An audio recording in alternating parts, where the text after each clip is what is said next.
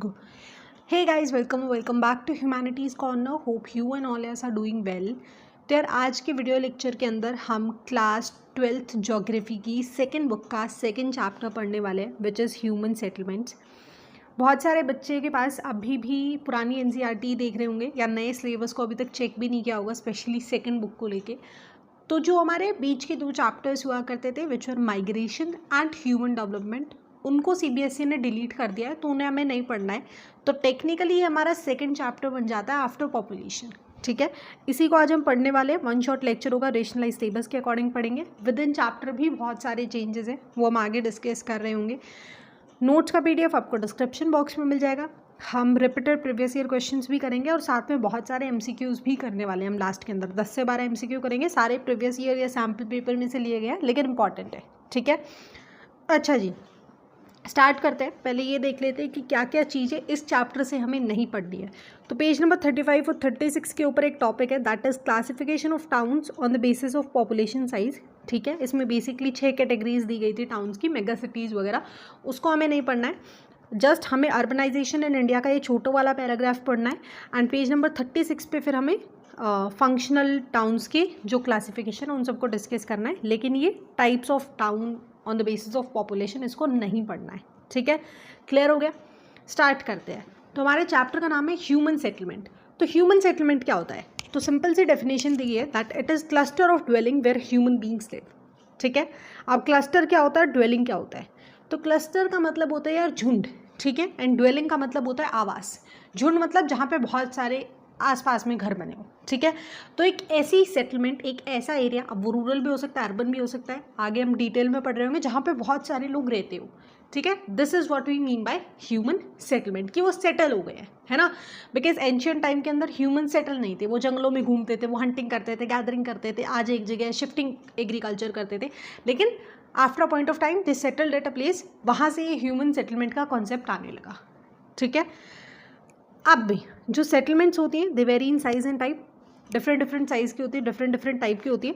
Usually हम दो categories में इनको कैटेगराइज कर सकते हैं. सबसे पहला, या तो वो स्मॉल होंगी एंड स्पार्सली स्पेस्ड होंगी, छोटी होंगी एंड बहुत सारा डिस्टेंस होगा विद इन हाउसेज. ठीक है, फॉर एग्जाम्पल विलेजेस के अंदर अब यहाँ पे एग्रीकल्चर या प्राइमरी एक्टिविटीज़ वो लोग प्रैक्टिस करते हैं. ठीक है, दूसरी तरफ देखते हैं तो वो लार्ज होंगे एंड क्लोजली स्पेस्ड होंगे, फॉर एग्जांपल अर्बन एरियाज. ठीक है, अब यहाँ पे टर्शरी और सेकेंडरी एक्टिविटीज़ के अंदर लोग एंगेज होते हैं. ठीक है, तो अब बेसिक सा हमारे पास क्वेश्चन बनता है रूरल और अर्बन सेटलमेंट के कंपैरिजन का. ठीक है, तो अगर हम बात करते हैं 3 टर्म्स पे हम इनको डिफ्रेंशिएट करेंगे बिकॉज क्वेश्चन आता है. ठीक है, तो सर्वाइवल के टर्म्स पे अगर हम बात करते हैं तो यहाँ पे प्राइमरी एक्टिविटी को प्रैक्टिस किया जाता है, वही रूरल एरियाज़ के अंदर सेकेंडरी एक्टिविटीज़ को प्रैक्टिस किया जाता है. ठीक है, बिहेवियर और एटीट्यूड की अगर हम बात करते हैं तो रूरल सेटलमेंट के लोग लेस मोबाइल होते हैं. ठीक है, बिकॉज प्राइमरी एक्टिविटी उनका आसपास ही काम हो रहा होता है, उन्हें ट्रैवल नहीं करना पड़ता है. एंड यहाँ के रिलेशनशिप्स काफ़ी इंटीमेट होते हैं, यानी फ्रेंडली रिलेशनशिप्स होते हैं, एक दूसरे की मदद करने के लिए सबसे आगे रहते हैं. ठीक है, लेकिन अर्बन सेटलमेंट्स के अंदर वे ऑफ लाइफ काफ़ी ज़्यादा कॉम्प्लेक्स है, फास्ट है, इसीलिए जो सोशल रिलेशनशिप्स है वो काफ़ी ज़्यादा फॉर्मल होते हैं. ठीक है, बिकॉज दिन भर 9 to 5 जॉब है, उसके बाद ट्रैवल करना है एंड बाकी चीज़ें. ठीक है, इंटरडिपेंडेंस की अगर हम बात करते हैं तो भले ही कितना ही डिफरेंस हो area wise, activities wise, lifestyle wise, ठीक है, दोनों ही जो सेटलमेंट्स है वो एक दूसरे के ऊपर डायरेक्टली या इनडायरेक्टली फंक्शनली लिंक्ड है. कैसे? रूरल एरियाज से क्या होता है, रॉ मटेरियल जाता है अर्बन एरियाज़ के अंदर, वहाँ पे इंडस्ट्रीज़ के अंदर गुड्स बनते हैं एंड फिर वो फिनिश्ड गुड्स रूरल एरियाज़ के अंदर आते हैं जो उनकी बेसिक नेसेसिटीज़ को फुलफिल करते हैं. ठीक है, सो ये 3 बेसिस पे डिफ्रेंसिएशन था.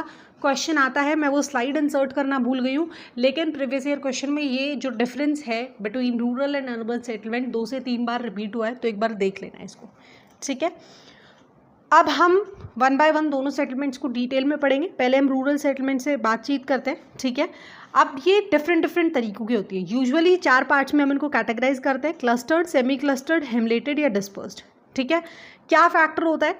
तो बेसिकली बिल्डअप एरिया या फिर इंटर हाउस डिस्टेंस के अकॉर्डिंग. ठीक है, जैसे क्लस्टर्ड के अंदर जो घर होंगे वो बहुत पास बन रहे होंगे, छोटे छोटे होंगे, कंजस्टेड होंगे. ठीक है, लेकिन डिस्पर्स्ड के अंदर घर बहुत दूर होंगे, बहुत खुले होंगे. ठीक है, अब कौन कौन से फैक्टर्स रिस्पॉन्सिबल है, थोड़ा सा ब्रीफली. फिजिकल फीचर्स होते हैं कि नेचर किस तरीके का है, एल्टीट्यूड, क्लाइमेट एट्सेट्रा. ठीक है, कल्चरल और एथनिक फैक्टर्स भी होते हैं. ठीक है। सोशल स्ट्रक्चर जब हम सेमी क्लस्टर्ड या हेमलेट को पढ़ेंगे तब हम डिस्कस करेंगे। And third one is security factor, जो कि काफ़ी लोग डिफेंस के लिए चोरी चकारी से या फिर थीफ से बचने के लिए साथ में आके अपने घर पास बना लेते हैं फॉर प्रोटेक्शन पर्पस, ठीक है। वन बाय वन अब इन चारों को डिटेल में पढ़ते हैं। स्टार्ट करते हैं क्लस्टर्ड सेटलमेंट से। तो क्लस्टर्ड नाम से समझ में आ रहा है बहुत कॉम्पैक्ट है या क्लोजली बिल्टअप एरियाज है, ठीक है। अब क्लोजली बिल्टअप एरिया भले ही है, लेकिन रूरल एरियाज़ की हम ये स्पेसिफिकली बात कर रहे हैं, अर्बन एरियाज़ को हम नहीं इंक्लूड कर रहे हैं, ठीक है। जनरल लिविंग जो होती है वो डिस्टेंट होती है, सेपरेटेड फ्रॉम सराउंडिंग फार्म्स, बांस या फिर पास्चर्स। यूजुअली सब लोगों ने देखा होगा रूरल एरियाज़ के अंदर घर अलग एरिया में होता है एंड उनके जो भी खेत खलिहान होते हैं या फिर जहाँ पे एनिमल्स रहते हैं उनका एरिया थोड़ा सा अलग होता है, घर से थोड़ा सा हट के होता है, ठीक है। अब क्लोजली बिल्टअप एरिया होता है, साथ में इंटरवीनिंग स्ट्रीट्स हमें काफ़ी सारे डिफरेंट पैटर्न्स देखने को मिलते हैं, जैसे रेक्टेंगुलर, रेडियल, लीनियर, ठीक है। अब ये जो पैटर्न्स थे, ये जो हमारी पहली बुक थी ह्यूमन ज्योग्राफी, उसमें जो चैप्टर था सेम ह्यूमन सेटलमेंट, उसके अंदर पढ़ाए गए थे, लेकिन उस चैप्टर को डिलीट कर दिया गया है तो हमने नहीं पढ़ना है। एंड यहाँ पे भी इनका बहुत छोटू सा रेफरेंस दिया गया है कि जैसे ये पिक्चर में देखो, ये जो घर हैं, ये जो इतना बड़ा सेटलमेंट वाला एरिया है, ये इंटरवीनिंग स्ट्रीट से लिंक्ड है, ठीक है। अब वो रेडियल भी हो सकती है, यानी 90 डिग्री पे एक ऐसे है, फिर एक ऐसे स्ट्रीट जा रही है। लीनियर भी हो सकती है, एक रोड के आर पार इधर भी सेटलमेंट है, इधर भी सेटलमेंट है। रेक्टेंगुलर शेप में भी हो सकती है, ठीक है। तो ये हमारे थर्ड पॉइंट का मतलब।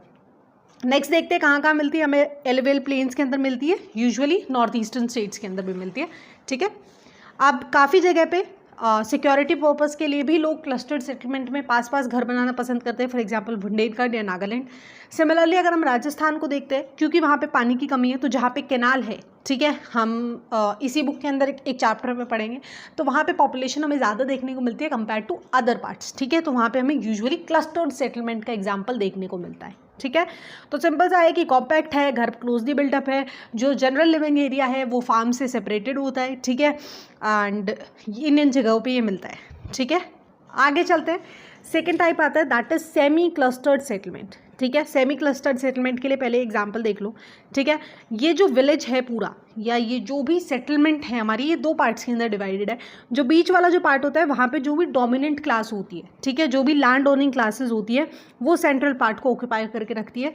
लेकिन जो लोग लोअर स्ट्रेटा के होते हैं या फिर माइनल वर्कर्स होते हैं, ठीक है, वो गाँव की आउटर फ्लैंक्स के ऊपर रहते हैं, ठीक है, थोड़े से हटके रहते हैं। ये हमें यूजुअली रूरल एरियाज़ के अंदर देखने को मिलता है कि एक पर्टिकुलर कास्ट के लोग एक एरिया पे रह रहे हैं, फिर थोड़ा सा सेपरेटेड एरिया या कुछ गली वाली स्पेस हो गया, ठीक है, मोहल्ले होते हैं पर्टिकुलरली, है ना।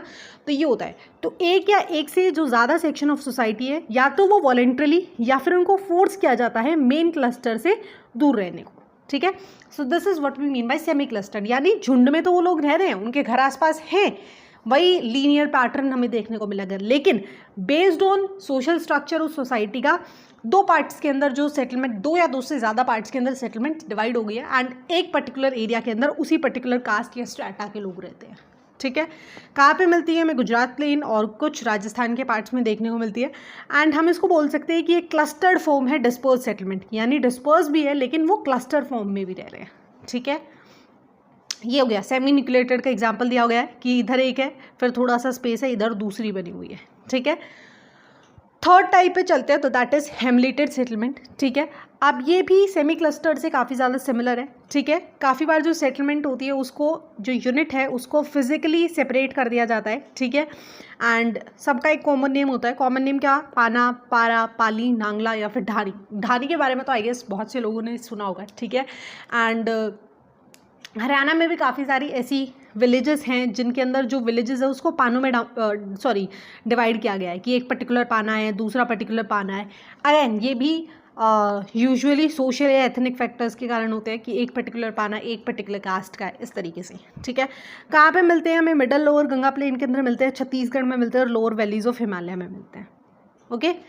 फोर्थ टाइप पे चलते हैं, तो दैट इज डिस्पर्स्ड। इसको हम स्कैटर्ड या फिर आइसोलेटेड सेटलमेंट भी बोलते हैं, ठीक है। अब यूजुअली ये हमें जंगल्स के अंदर या फिर हिल्स के अंदर देखने को मिलती है, ठीक है। कि क्या होते हैं? आइसोलेटेड हट होती है, बहुत दूर दूर होती है, या फिर 3 से 4 हट्स एक साथ होती है, ठीक है, बहुत सारी मूवीज़ के अंदर, और इतना back of the mind image है हमारे दिमाग में, ठीक है। और यूजुअली जब हिल्स के अंदर रहते हैं तो ये काफ़ी हिल के ऊपर वाली जगह पे अपना घर बनाते हैं, हट बनाते हैं, एंड जो स्लोप्स होते हैं वहाँ पे फार्मिंग कर रहे होते हैं, स्ट्रिप फार्मिंग एट्सेट्रा, ठीक है। अब ये यूजुअली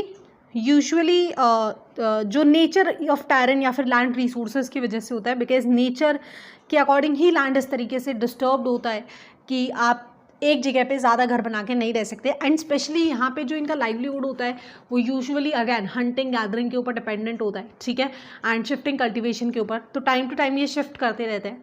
तो हमें यूजुअली ये मेघालय, उत्तराखंड, हिमाचल प्रदेश और केरला में देखने को मिलती है, ठीक है। क्वेश्चंस पे आ जाते हैं।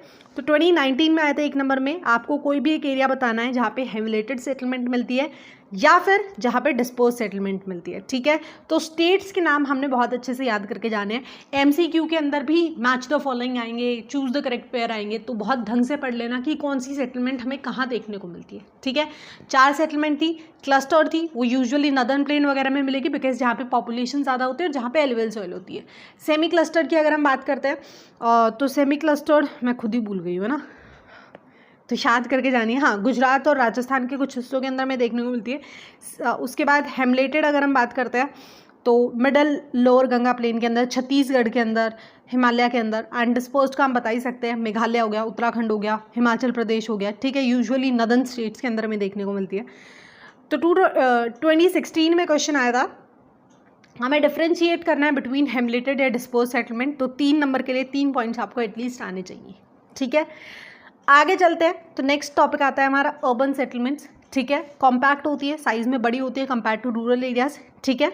यहाँ पे नॉन एग्रीकल्चर एक्टिविटीज़ प्रैक्टिस की जाती है, एंड सिटीज़ विलेजेस से वेल कनेक्टेड होती है, डिपेंडेंट होती है, एटसेट्रा, वो सब हमको पढ़ के आ चुके हैं, ठीक है।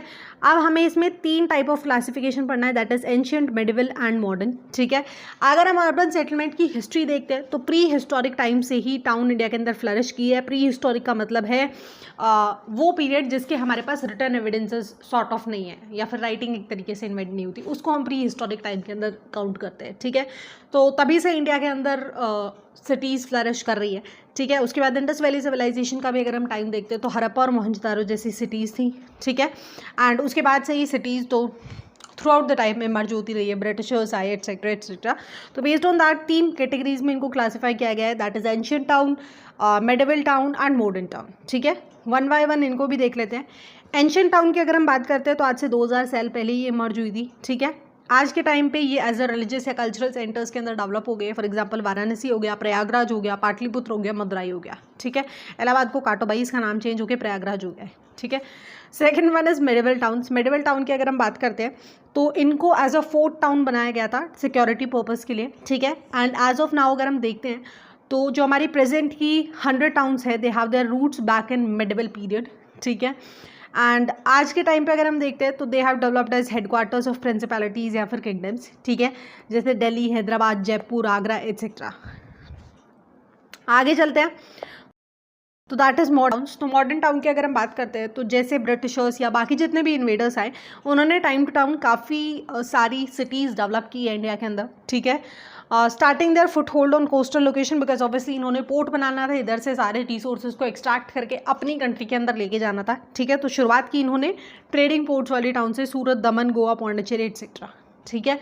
उसके बाद इन्होंने 3 मेजर एरियाज़ को कंसोलिडेट किया, प्रिंसिपल नोड्स को, बॉम्बे को, दैट इज़ आज के टाइम का मुंबई, मद्रास को एंड कलकत्ता को, ठीक है। एंड इनको ब्रिटिश स्टाइल के अंदर बिल्ड किया।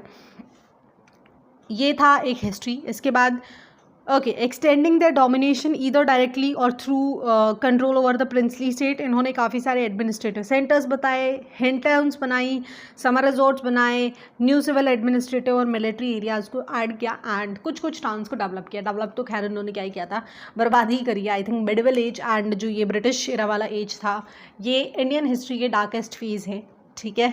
ये अगर नहीं आए होते तो most probably India super power की रेस में सबसे आगे हो रहा होता।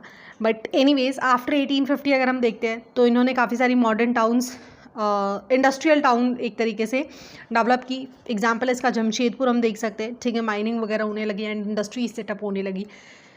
उसके बाद इंडिपेंडेंस के बाद अगर हम देखते हैं तो काफ़ी सारे टाउन्स को as a administrative headquarters develop किया गया, जितने भी चंडीगढ़ हो गए, दिसपुर हो गए, ठीक है। Administrative headquarters usually state Capitals होती हैं, ठीक है। इंडस्ट्रियल सेंटर्स बनाए गए जैसे दुर्गापुर, भिलाई, बरूनी एट्सेट्रा, ठीक है। उसके बाद नेक्स्ट पॉइंट में लिखा गया है कि कुछ ओल्ड टाउन्स को डेवलप कर दिया गया है as a satellite town around metropolitan city, for example Ghaziabad, Rohtak, Gurugram, Delhi के आसपास की, क्योंकि लोग यहाँ पे आके सेटल होने लगे, यहाँ पे रोज़गार बढ़ने लगे, इंडस्ट्रीज़ थोड़ा सा दिल्ली से हटके रोहतक, गुड़गांव ऐसी जगहों पे जाने लगाने लगी, तो इनको हम सैटेलाइट स्टेट बोलते हैं, ठीक है। इसके बाद जैसे जैसे रूरल एरियाज़ के अंदर इन्वेस्टमेंट इंक्रीज़ हो रही है, डेवलपमेंट हो रही हैं, बहुत सारे रोड्स बन रहे हैं, स्पेशली नेशनल हाईवेज़ ने जिस तरीके से कनेक्ट किया है, ठीक है। एंड मेट्रो का एक्सपेंशन हो रहा है, अभी तो आज सच नहीं हुआ है but there are several plans, and railways जिस तरीके से बढ़ रहा है, ठीक है। तो मेन है जैसे जैसे ट्रांसपोर्ट डेवलप करता है उसके बाद इंडस्ट्रीज़ अपने आप सेटअप होने लग जाती है एंड वो एरिया डेवलप होने लग जाता है, ठीक है। तो इंक्रीजिंग इन्वेस्टमेंट से काफ़ी सारी जो रूरल एरियाज़ थे वो आज के टाइम पे मीडियम या स्मॉल टाउन्स के अंदर डेवलप हो गए हैं थ्रू आउट द कंट्री, ठीक है। ओके, ये टॉपिक भी यहाँ पे ख़त्म होता है। 3 तरीके के टाउन्स हमने पढ़ लिए। नेक्स्ट टॉपिक आता है that is urbanization in India. इसकी अगर हम बात करते हैं तो लेवल ऑफ अर्बनाइजेशन 2011 के अकॉर्डिंग दैट इज़ 31.16%, ठीक है। अभी तो बहुत बढ़ गया है, क्वाइट लो है कंपेयर टू डेवलप्ड कंट्रीज़, ठीक है। Total urban population during 20th century 11 folds यानी 11 टाइम्स इंक्रीज़ हुई है, ठीक है। लेकिन लास्ट 2 डिकेड्स के अंदर जो हमारा अर्बनाइजेशन का रेट रहा है वो काफ़ी कम रहा है। ये चार्ट दिया हुआ है हमें 1901 से 2011 तक, ठीक है। तो हम अगर देखते हैं तो यहाँ पे 1971 के अंदर 38% चला गया था, देन उसके बाद 1981 में इट वॉज 46%।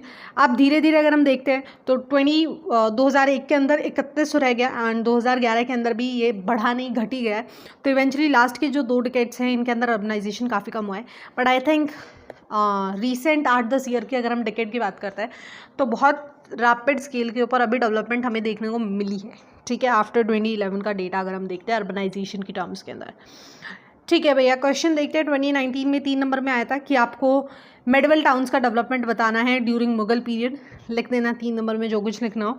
इसके बाद आपने ब्रिटिश पीरियड का बताना है मॉडर्न टाउन्स का डेवलपमेंट, तो 1-2 पॉइंट्स आपने बनाने होंगे, अब बाकी आपने सिटीज़ का लिखना होगा। मेडिवल टाउन्स का आपने वही लिखना है कि 4 टाउन्स को इन्होंने डेवलप किया था, ठीक है। हाँ, यही सब। उसके बाद नेक्स्ट आते हैं फंक्शनल क्लासिफिकेशन ऑफ टाउन्स की अगर हम बात करते हैं तो काफ़ी सारी जो टाउन्स होती है वो किसी स्पेशलाइज्ड सर्विस को परफॉर्म करती है, लोगों को फैसिलिटेट करती है एंड उसी से फेमस होती है, ठीक है। So they are known for some specific activities, products and services. लेकिन लेटर विद टाइम वो मेट्रोपॉलिटन सिटीज़ के अंदर जैसे जैसे डेवलप होती है तो वो एक फंक्शन के बावजूद बहुत सारे डिफरेंट फील्ड्स के अंदर भी एक्सेल करने लग जाती है, लेकिन they are known for the one particular thing, ठीक है। जैसे एडमिनिस्ट्रेटिव टाउन्स की अगर हम बात करते हैं तो यहाँ पे एडमिनिस्ट्रेटिव हेडक्वार्टर्स होते हैं हाई ऑर्डर के, ठीक है। वही Chandigarh, new Delhi capital towns, ठीक है। सेकंड इंडस्ट्रियल टाउन अगर हम बात करते हैं तो यहाँ पे इंडस्ट्रीज़ इनका प्राइम मोटिव फोर्स होता है। फॉर एग्जांपल मुंबई हो गया, कोयम्बतूर हो गया, मोदीनगर, जमशेदपुर, हुगली, भिलाई एट्सेट्रा, ठीक है। ट्रांसपोर्ट सिटीज़ की अगर हम बात करते हैं तो यहाँ पे हम पोर्ट्स टाउन को यूजुअली कंसीडर कर रहे होते हैं, फॉर एग्जांपल कंडला, कोची, विशाखापट्टनम, ठीक है। या फिर जो हब्स हैं लैंड ट्रांसपोर्ट की, आगरा, धुलई, मुगलसराय एट्सेट्रा, ठीक है।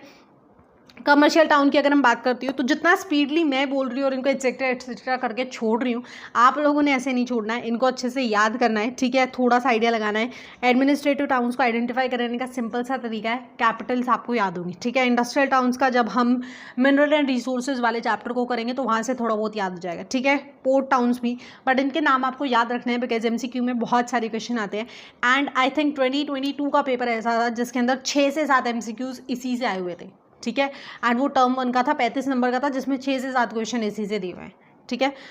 तो बहुत इंपॉर्टेंट बन जाता है, इस चैप्टर को आपको सही से करना and specially I think CUET में भी बहुत क्वेश्चन इससे पुटअप हो सकते हैं, ठीक है।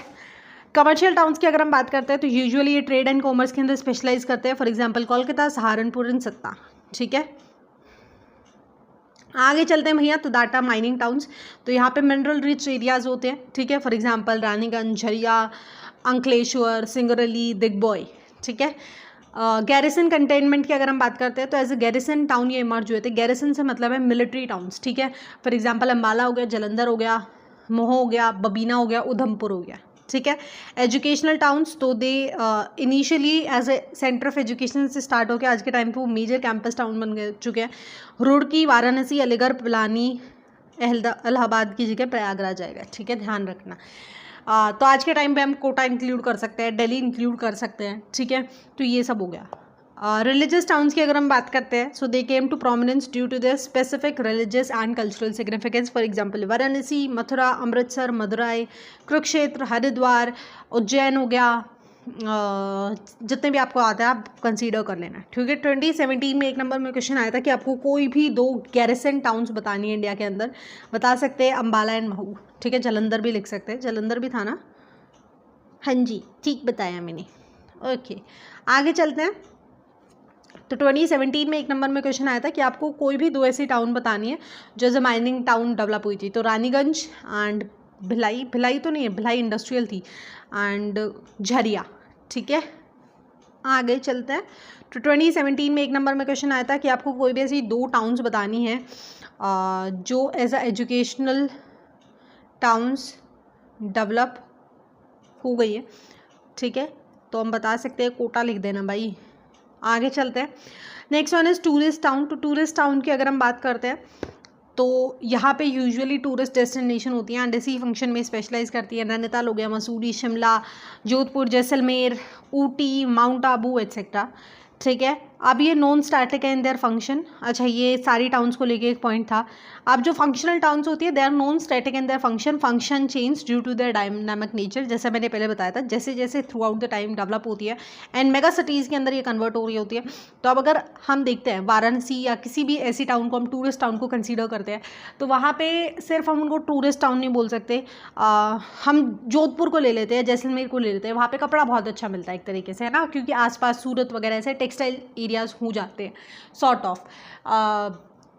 इसके अलावा यहाँ पे इंफ्रास्ट्रक्चर भी काफ़ी अच्छे से डेवलप है, तो हम इंडस्ट्रीज़ भी हैं तो हम इनको इंडस्ट्रियल टाउन भी कंसीडर कर सकते हैं। तो थ्रू आउट द टाइम इनका नेचर चेंज होता है, but there is one specific factors जिसके लिए बहुत ज़्यादा फेमस होती है, ठीक है।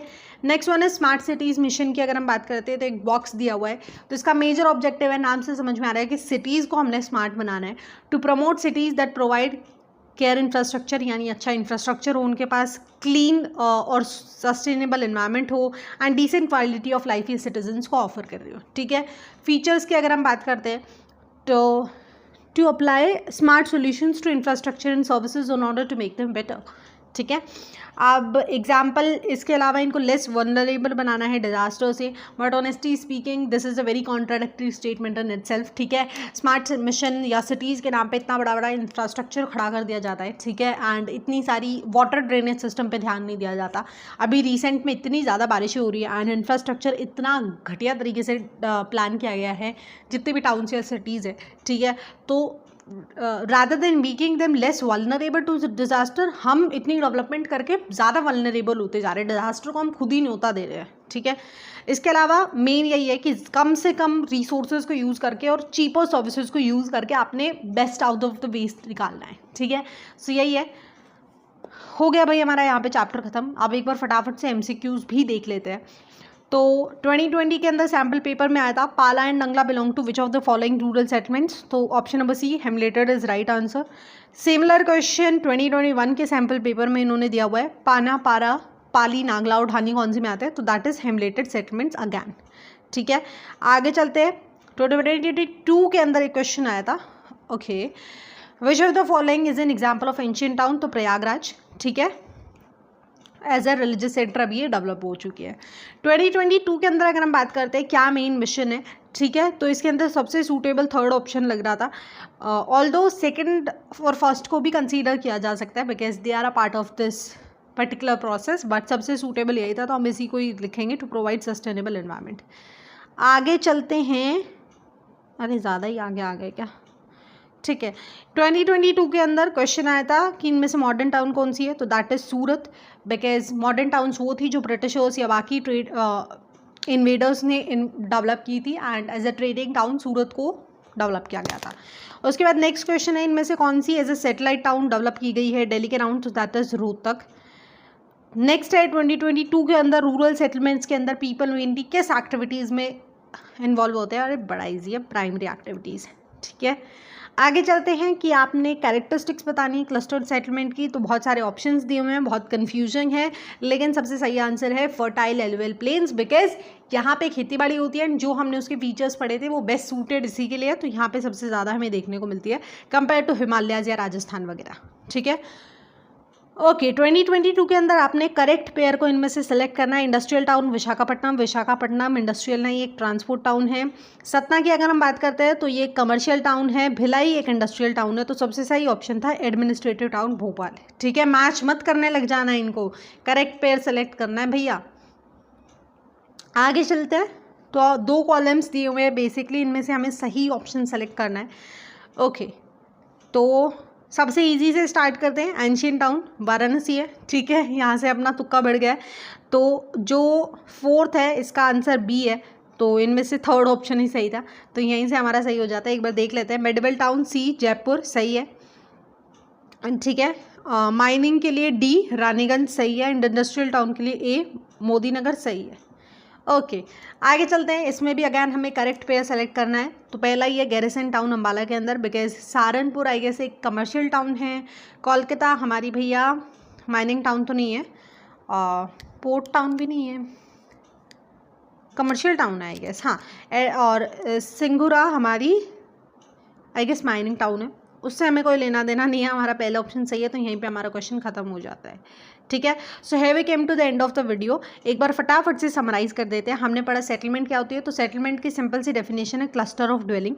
2 तरीके की होती है, अर्बन एंड रूरल, उसका हमने डिफरेंस पढ़ लिया है। रूरल अब 4 तरीके की हो जाती है। क्लस्टर्ड यानी घर बहुत क्लोजली बिल्टअप होते हैं, जो जनरल लिविंग एरिया होता है वो फार्म से बहुत ज़्यादा सेपरेटेड होता है। ठीक है, हमें यूजुअली नॉर्दर्न प्लेन में देखने को मिलती है, या फिर सिक्योरिटी पर्पज़ के लिए बुंदेलखंड और नागालैंड के अंदर, एंड वाटर स्कार्सिटी की वजह से राजस्थान के अंदर भी। ठीक है, सेमी क्लस्टर्ड की अगर हम बात करते हैं, तो जो जो डोमिनेंट क्लास होती है या अपर क्लास होती है वो central part of the village के अंदर रहती है, वहीं जो लोअर स्ट्रेटा ऑफ के लोग होते हैं या माइनर वर्कर्स होते हैं वो विलेज के आउटर फ्लैंक्स के ऊपर सेटल डाउन हो जाते हैं। ठीक है, यूजुअली हमें गुजरात और राजस्थान के अंदर देखने को मिलती है। इसी से सिमिलर हमारी हेमलेटेड सेटलमेंट है, जिसके अंदर जो फिजिकल यूनिट होती है लैंड को, उसको डिफरेंट पार्ट में फ्रेगमेंट किया जाता है, एंड सबका एक कॉमन नेम से हम उनको बुलाते हैं, दैट इज़ पाना, पारा, पाली, नागला, ढानी। ठीक है, ये हमें Chhattisgarh, lower valley of Himalaya या फिर मिडल लोअर गंगा रेंज के अंदर देखने को मिलती है। डिस्पोज सेटलमेंट यूजुअली हमें बहुत ज़्यादा आइसोलेटेड या फिर लैंड टेरेन नेचुरल रीजंस की वजह से ऐसी होती है, मेघालय, उत्तराखंड, हिमाचल प्रदेश वगैरह में देखने को मिलती है। ठीक है, अर्बन सेटलमेंट्स की अगर हम बात करते हैं, 3 तरीके की होती है। एंशियंट टाउन्स, ठीक है, जो 2000 साल पहले एग्जिस्ट करती थी, लेकिन आज के टाइम पर रिलीजियस सेंटर के तौर पर डेवलप हो गए। Then there medieval towns and then there modern towns. ठीक है, उसका हमने हिस्ट्री पूरा पढ़ा, फिर हमने उसके बाद हमने कुछ फंक्शनल टाउन्स डिफरेंट तरीके की पढ़ी, एंड उसके बाद हमने स्मार्ट सिटी मिशन के बारे में पढ़ा। सो यहाँ पे हमारा चैप्टर खत्म होता है। आई होप आपको एक्सप्लेनेशन समझ में आया हो। अगर वीडियो अच्छा लगे तो लाइक शेयर सब्सक्राइब ज़रूर करना। That's all for today, see you in next, bye bye.